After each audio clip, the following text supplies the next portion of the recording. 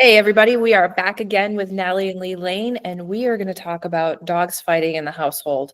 It's a common thing that happens that a lot of people don't want to talk about and are very sad when it happens. So we wanted to discuss the causes, some signs that you're going to look out for, and some strategies. So I'm going to flip it over to Natalie and Lee, and we're going to talk about what are the causes of dogs fighting in the household first off.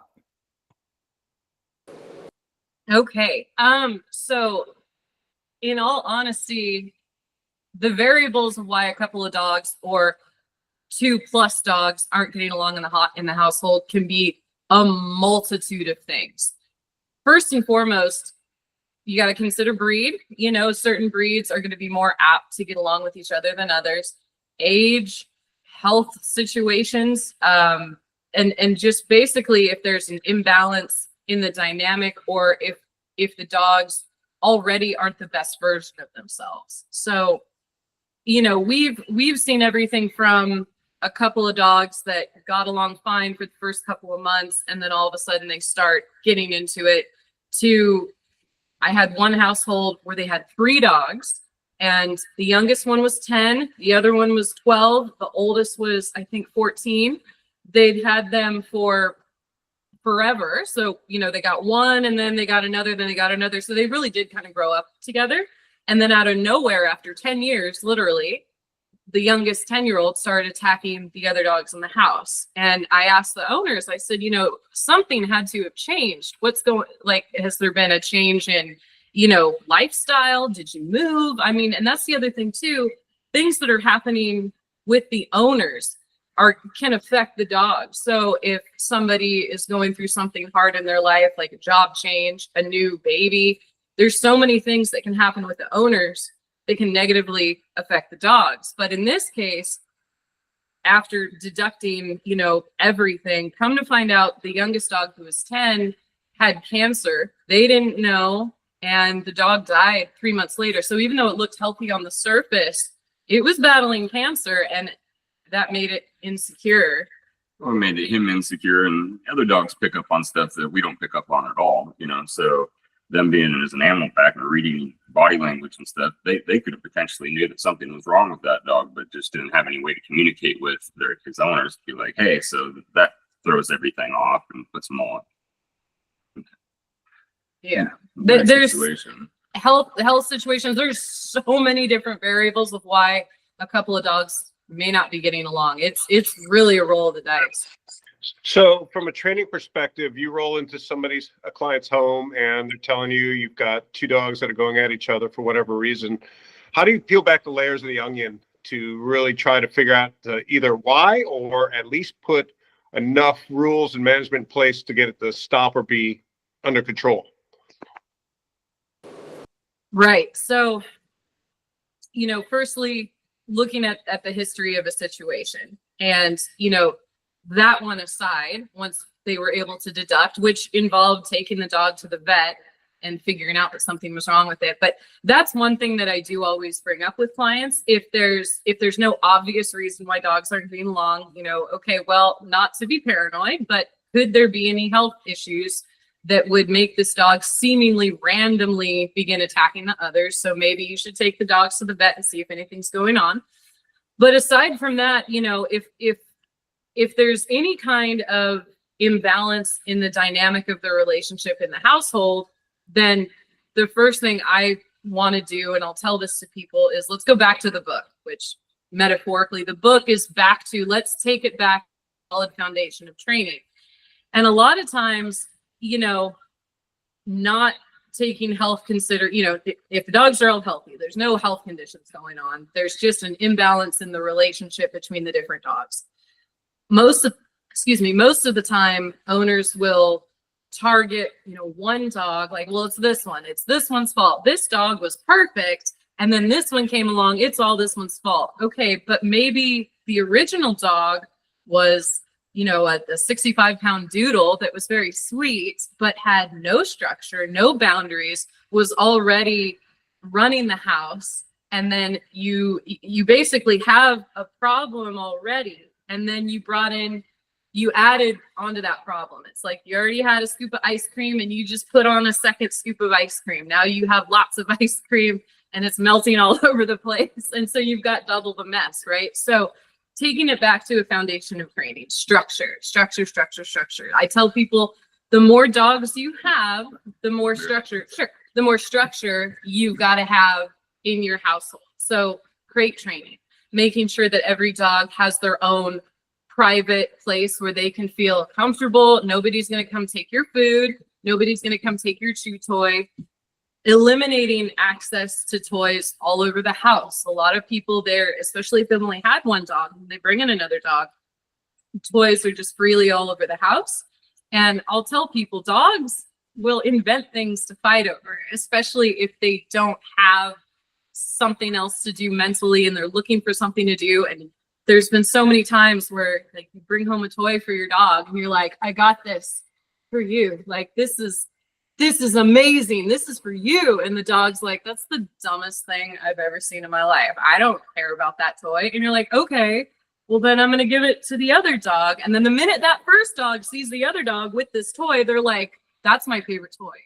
I will kill for that toy. That's my favorite. How dare you? Like, they will invent things to fight over. So that's another thing. All toys up off the ground, keeping them separate, and then feeding separately. That's a huge one. Like dogs, again, they'll randomly fight over food. Using kind of what we've done as an example, you know, we have 2 dogs. We have a little American Bully Valkyrie, and then we have our new Boerboel puppy Sisu, who just turned 6 months old. And we feed them completely separately. And we've never had a fight over food. But as long as we continue feeding separately, there will never be a fight over food. It's not a big deal to feed them separately. They certainly don't care. And it doesn't create an opportunity for any fights to happen, because we literally set them up for success. So limiting access to toys to, hey, it's just me and you know, Valkyrie, let's play tug of war. Let's play with this toy. Okay, now we're going to let Sisu out. Toy's going to go away. Then there's no toy to fight over. So that's a big one. So that's kind of the bare minimum of where to start. But then, go ahead. Go ahead. So actually, just you're bringing up a lot of really good points here, but some other ones, I mean, they're not very obvious. You know, when we talk about the importance of a structured walk or the importance of a rock solid place command, talk to me a little bit about how those really address some of the major flashpoints that causes dog fights. Gotcha. Yes. So moving forward, again, if one dog is already not balanced, doesn't have a foundation of training, and then you bring another one in, there's no way that you're going to be able to do 2 dogs at once, basically. So again, building that solid foundation of training, teaching 1 dog at a time, working one-on-one with 1 dog, teaching them structured walk and teaching them a solid place. And then once you have that established bare minimum with each dog, okay, now let's work you together at the same time. Let's go on a walk together and we're all working together. So, I mean, just like if you work in an office situation, you know, a lot of good places of employment, they do team building exercises because it's a great way for the staff to bond. So anytime that you can have 2 dogs do something at the same time together, even if it seemingly like play sounds like such a simple behavior, but to dogs it's such a challenge. So bringing out 2 place beds, having 1 dog work place, having the other dog work place. And of course, this is where it's super helpful if you've got 2 people. 2 people are baptized. Yeah, 2 people. So 1 person can work 1 dog, 1 person can work the other dog. You're all in the same room. So you're still working together. That's a huge bonding exercise. Yeah, the more, like you're saying, the structured walk into place, because every time that you're doing something as a family or as a pack all together, and there's no arguments between the dogs, that's an extra cookie in the good cookie jar. And you want to just keep trying to build up on that behavior so that you're like, hey, I can walk with you and everything's fine, or I can hang out in the room with you and everything's fine. So you just want to keep embracing that behavior so that they learn that that's the way, instead of them picking on each other all the time. So the more that you have good times with them and structured, the the better off you're going to be in the long run for the dogs and just the family as a whole. Yeah, I 100% agree with all that. I think, especially with the food stuff, it is always surprising to me how many people try to feed their dogs together. And food is a primary resource, as we all know. I mean, that's what they need to survive, and so they will clash over that, rightfully so. But let's talk a little bit about, okay, let's say somebody adds a new dog to the family.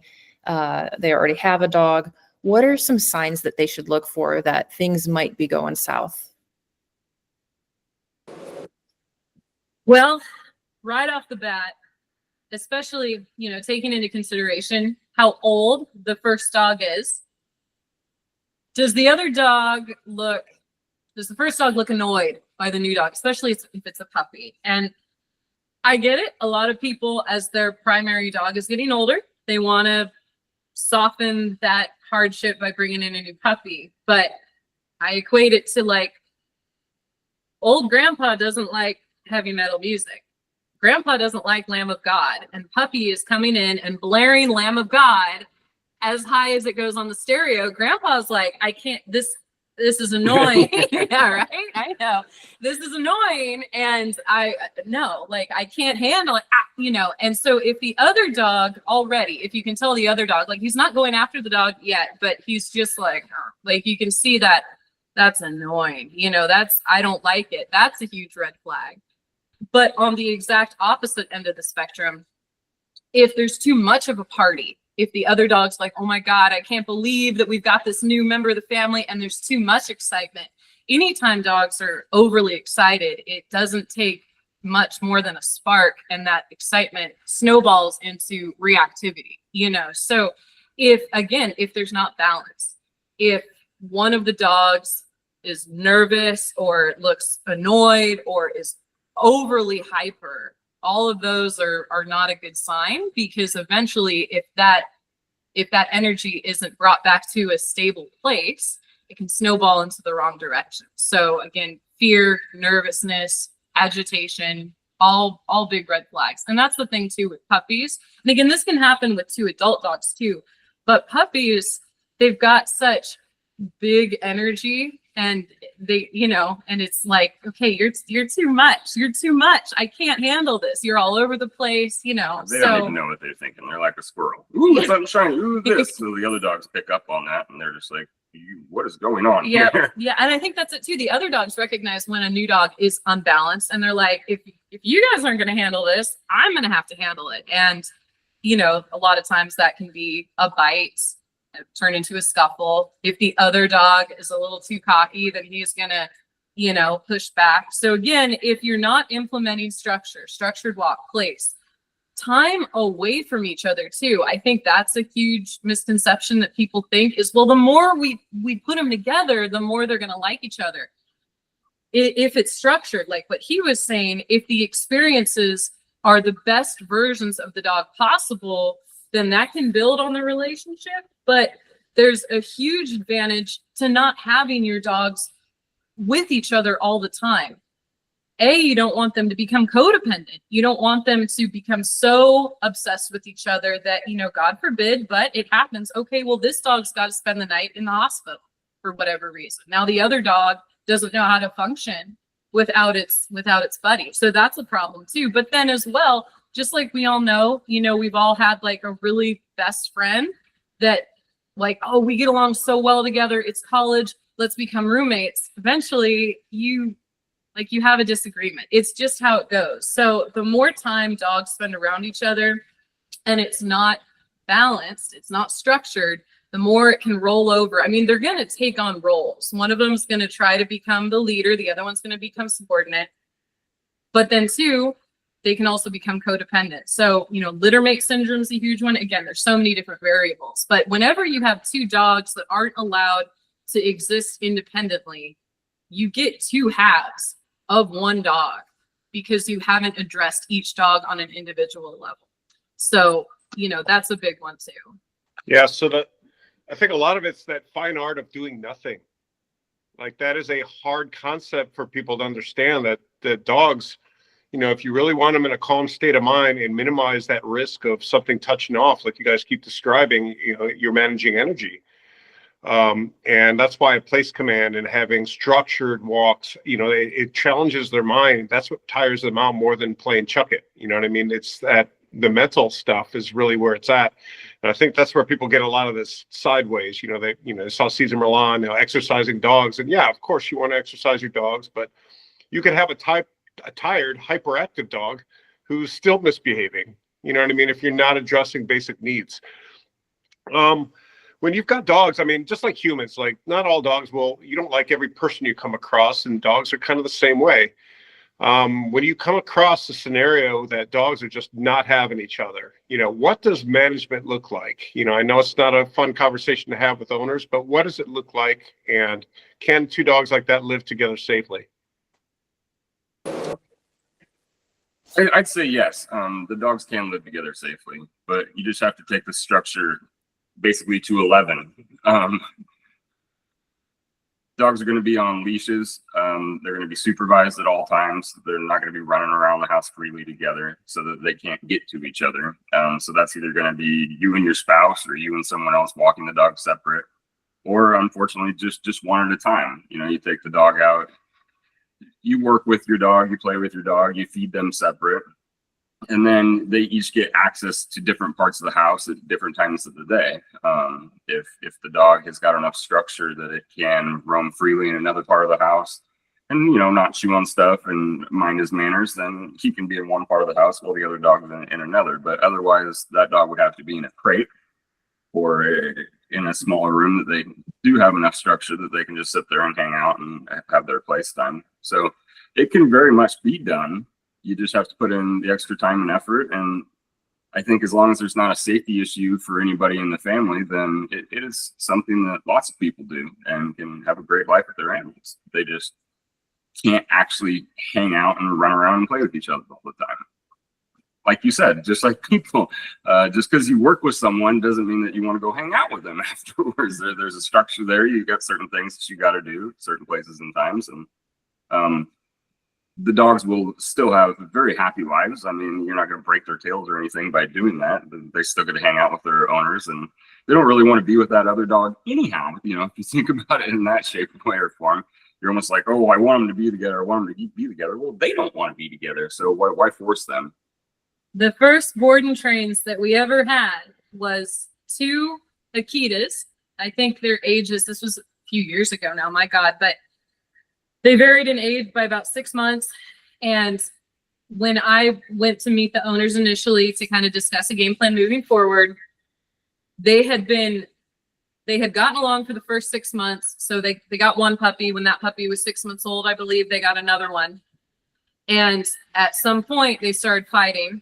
Yep. And they started fighting. And so, you know, they got through it, but then they would put the dogs back together. Well, fast forward, now the dogs were, I think at the time that I met the owner, the dogs were 6 and 7. And for the past few years, they had been keeping them completely separate because they would fight so viciously. And that's another thing too, which is so valuable about that place behavior or the structured walk. If things, you know, are just starting to surface, if you're just starting to see little squabbles, and even if it's a very minor squabble, but one dog, like, you know, bit at another one over whatever, the best thing that you can do is, if nobody needs medical attention, you know, okay, like I saw that, but everyone's okay. All right, you place. Let's everybody take a minute, get back to that good state of mind. Or, all right, let's go for a walk together. You know, honey, you take one dog, I'll take the other. Rather than, okay, you two just got into a fight, you get them separated, and then you put them away. You're putting them away in this anxious mindset where the last thing they remembered when they saw that other dog was a fight. So that's why, again, it's so clutch that these dogs have that foundation of training already, so that if there's a squabble, and knock on wood, this hasn't happened with Sisu, our Borbal, and Valkyrie, our Pit yet, and hopefully it doesn't. But if ever one of them at the other, we'll throw a leash on each of them. Let's go for a structured walk. Everybody, let's go for a structured walk. Let's move past this in the best way possible. But with those Akitas, when I met them, I told them up front, I said, you know, based on how bad they've gotten into it. I don't think you're ever going to be able to let these dogs coexist freely in your household or the backyard. It's just too much of a risk. It was, the fights were bad. They were to the death bad. So I said, moving forward, you're never going to be able to trust these dogs around each other freely, but let's at least get them to the point where you and your husband can go on a walk together, a structured walk where you walk one, he walks the other, you can walk together and exist together. And then when you get home, the dogs are separate again. You can have them both on place, a back tie for backup purposes, etc. But at least you can do things together and then separate them afterwards. And they were very okay with that. They were already used to keeping them completely separate anyway. So that's what we did. And when they came here, they did great. I mean, we would take them to the beach together. And again, we never were like, okay, leash off, free. Like, no way, way too dangerous, way too much of a risk. But we could at least get them to the point where when they saw each other, they weren't, you know, trying to lunge and go at it. So that in that situation was the best case scenario. Yeah, I love that all these points that you brought up. I think one thing that we should talk about is one of the most common things that you hear is let the dogs work it out themselves. So let's talk about why that's not the best idea at all ever. And I do have to throw a side note in there. I love that you set those clear expectations for those owners when you have to weigh the risk versus reward when dogs are fighting. Like, what is the value add to add them back together versus what's the risk? And you guys were spot on, you know, having one more bad fight like that, who knows what could happen. So, but anyway, let's talk about letting dogs just work it out themselves. Yeah, that's a big pond. I mean, if you enjoy cleaning up blood, yeah, then... I mean, first of all, it's like, what breeds of dogs are we dealing here? I mean, did you just bring home a giant dog and you have a Chihuahua at home? I mean, because lots of times it's the little dogs that are poking the big dog, and then so yeah, you don't really want that to just happen. It's just bad. I mean, if dogs are allowed, I mean, we say it all the time. When dogs don't know what to do, they often make the wrong decisions. Most of the time they make the wrong decisions. They fall back on their DNA, you know, they fall back on their most basic instincts. Letting a couple of dogs work it out, it's just what you could be looking at a dead dog, period.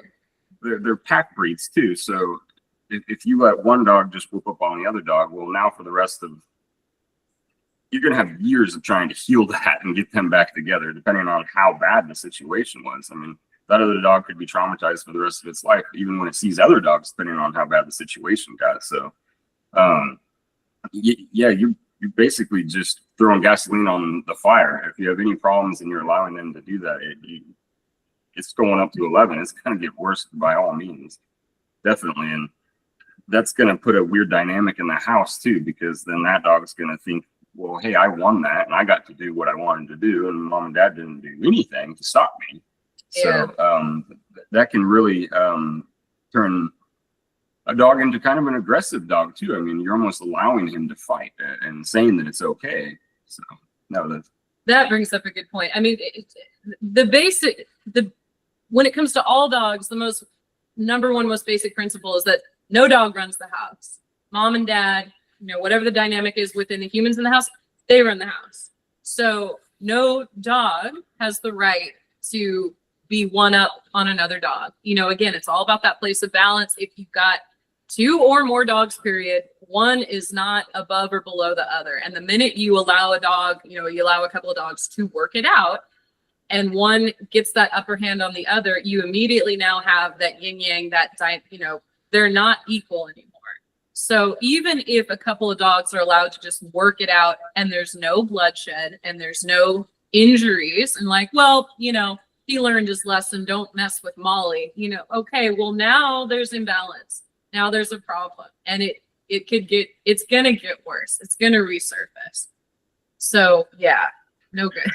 Yeah, I don't think a lot of people realize how hard it is to break up a dog fight, especially if you've got some powerful breeds locking up, like a pit bull or a Rottweiler or any kind of working breed. I mean, when they go at it, it goes from 0 to holy shit really fast. And is dangerous for everybody, not just the dogs. I mean, the redirects are real.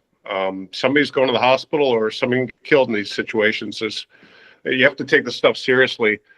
So this is, I mean, what I would say to anybody who's having these types of problems is this is probably one of the hardest puzzles to solve within dog training, because it takes a long time to peel back all of the layers, because you've got multiple dogs that have to master multiple micro skills to be able to have all of those pieces in place to have that calm household like you guys are talking about, and effectively manage their energy. And to do that, you got to have that control, you have to have the obedience, and everyone's got to be a part of it.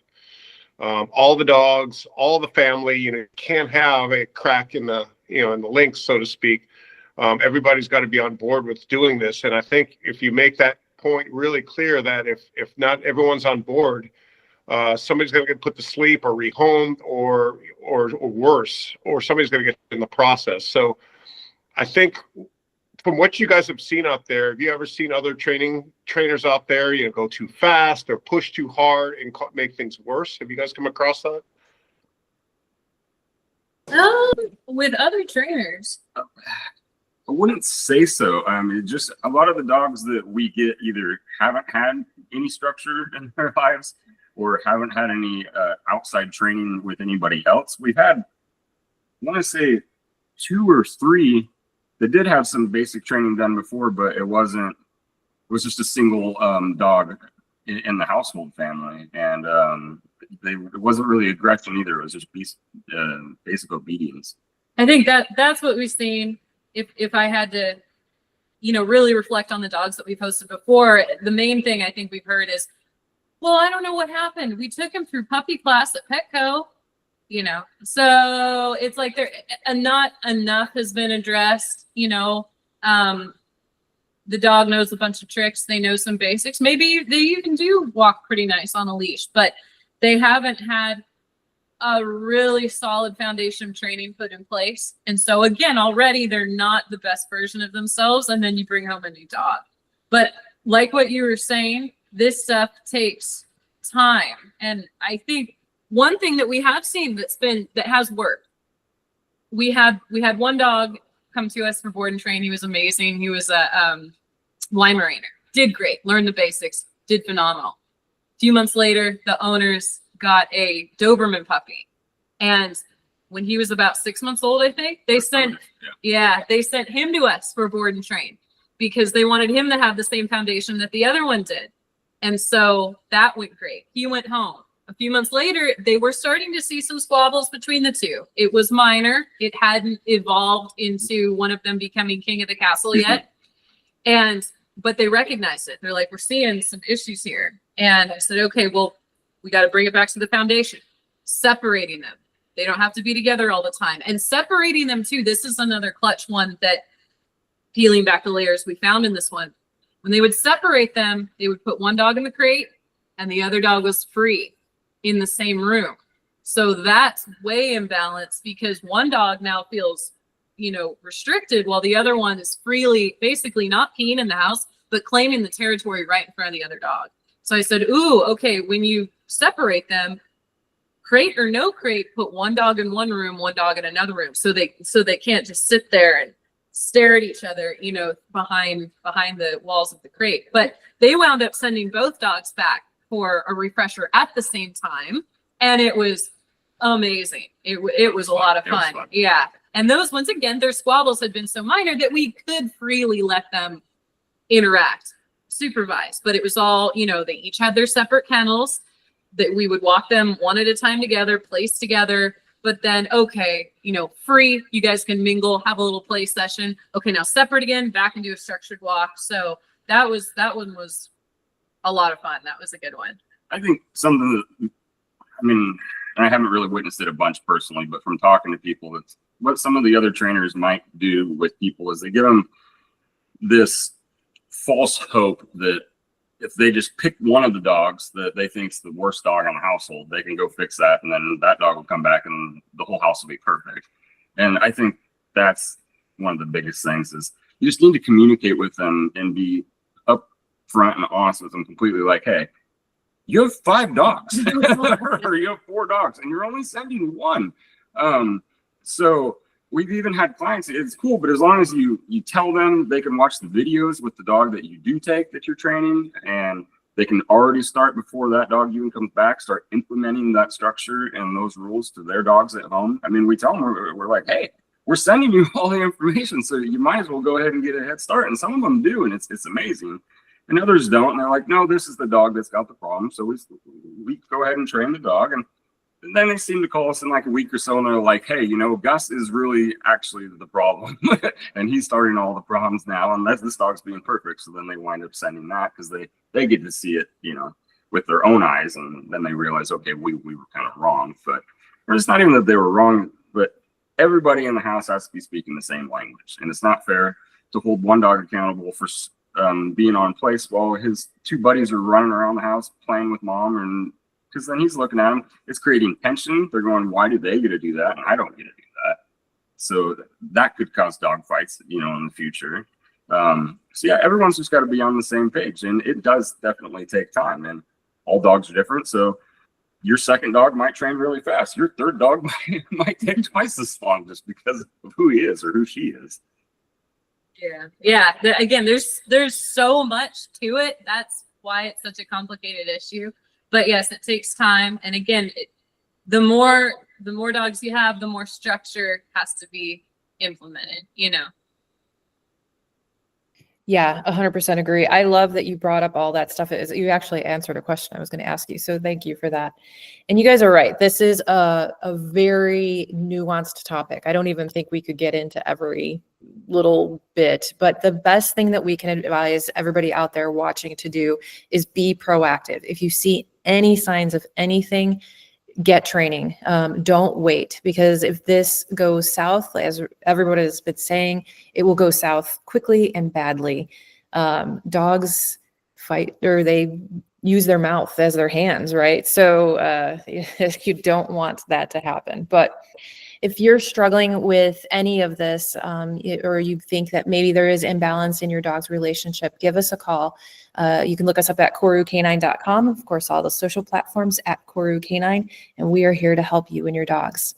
But thank you guys. I thought this was really great, and we will see everybody again very soon.